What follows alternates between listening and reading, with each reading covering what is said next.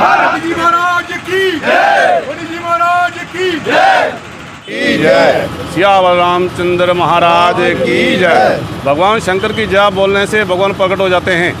जैसे किसी का नाम लेते हैं तो भगवान का नाम लेते हैं तो सामने दर्शन तो नहीं होते हैं, देखो मन में अनुभव हो जाता है। इसी तरह भगवान शंकर की जय बोलने से भगवान प्रकट हो जाते हैं, हमारे बीच शामिल हो जाते हैं। इस शिवरात्रि पावन अवसर के ऊपर शिवखोड़ी लंगर जो लगता है, लगभग 30-50 साल हो गए हैं। नौशहरा वालों के तरफ से सब लोग, पूरा समाज मिलकर संजोग करता है। और भगवान के ये शिवरात्रि पावन अवसर के ऊपर महत्व क्या है? इस शिवरात्रि के दिन भगवान शंकर और पार्वती का माता का विवाह हुआ था। एक बार ब्रह्मा और विष्णु आपस में इन दोनों का विवाद हो गया था। तो ब्रह्मा जी बोले मैं बड़ा हूँ और विष्णु जी बोले मैं बड़ा हूँ। तो कुछ समय के बाद विष्णु जी नीचे चले गए पताल में, ब्रह्मा जी ऊपर चले गए। तो ढूंढते ढूंढते बहुत समय लग गया उनको। कोई एक सेंटर में एक शिवलिंग प्रकट हो गया। तो विष्णु जी ने बोला कि तुम नीचे से पता करो, और ब्रह्मा जी को विष्णु भगवान ने बोला आप ऊपर जाओ, जो पहले इनकी तह ढूंढ के आएगा, जो इनकी सतह ढूंढेगा वही बड़ा होगा। तो दोनों, एक नीचे चला गया, एक ऊपर चला गया। बहुत वर्ष लग गए और दोनों शिवलिंग का सतह ढूंढ नहीं पाए। तो तब इस शिवरात्रि के दिन भगवान शंकर स्वयं प्रकट हो गए थे।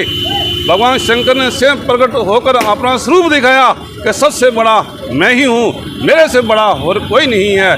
इसलिए शिवरात्रि पावन अवसर के ऊपर हमारा नौशहरा समाज सब मिलकर लंगर लगाता है। इस दिन भगवान शंकर शिवखोड़ी में प्रकट होते हैं और आते हैं। सब समाज का संयोग, इस श्री द्वारा कमाया हुआ धन लंगर लगता है शिवखोड़ी में, तो भगवान शंकर वहाँ आते हैं और भगवान और समाज का मिलन ऐसे ही होता है। इस यज्ञ में भगवान अवश्य आते हैं, आते रहे हैं। ये पूरे समाज का उद्धार इसी तरह है। इस शरीर का धन कमाया हुआ, ऐसे तो किसी को भगवान के भजन करने का समय नहीं होता है।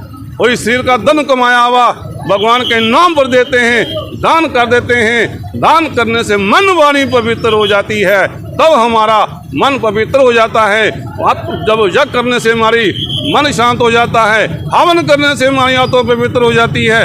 इस शरीर द्वारा धर्म कर्म करने से हमारी आत्मा पवित्र होती है। जब आत्मा पवित्र होती है तब परमात्मा से मिलन होता है। यही तरीका है, यही ऐसा धर्म कर्म करते रहे। मैं पूरे समाज को मैं यही विनती करता हूँ, आप सब लोग मिलकर ऐसा ही धर्म कर्म करते रहे। जीवन पर धन भी चाहिए और धन भी चाहिए, धन भी चाहिए और धर्म भी चाहिए।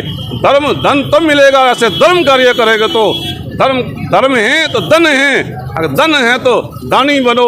भगवान आपको दानी भी बनाए, धनी भी बनाए, धर्मी भी बनाए और दानी भी बनाए। बोलो सियावर रामचंद्र महाराज की जय। बोलो भगवान। हो रहा है तो मैं जो अपने जो नौजवानों के अंदर जो उत्साह देख रहा हूँ, मैं बहुत खुश हूँ। आज जो इनका धर्म के प्रति लगाव मैं देख रहा हूँ, मुझे आने वाला वक्त जो है वो बहुत ही सुनहरा दिखाई दे रहा है। कई लोग कहते थे भाई हिंदू लोग जो इकट्ठे नहीं होते, आस्था तो बिखर रहे हैं। लेकिन मुनि जी महाराज के कारण आपने देखा 2-2.5 महीने पहले यहाँ किस तरीके से लोगों का एक अपार समुद्र देखने को मिला। जहाँ पे जो लोग सोच रहे थे उससे जो हम भी सोच रहे थे उससे 10 गुना ज़्यादा लोग यहाँ इकट्ठे हुए।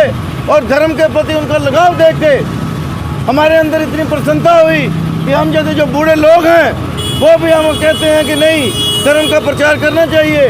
और उसमें सबसे जो बड़ा योगदान है, जो हमारे सामने जो साक्षात भगवान खड़े हैं, मुनि जी महाराज, सब इनकी कृपा से हो रहा है। सर्वप्रथम मुनि जी महाराज के चरणों में शत नमन, जिनकी अपार कृपा से ये नौशहरा जो है धर्म की ओर दिन रात अग्रसर है।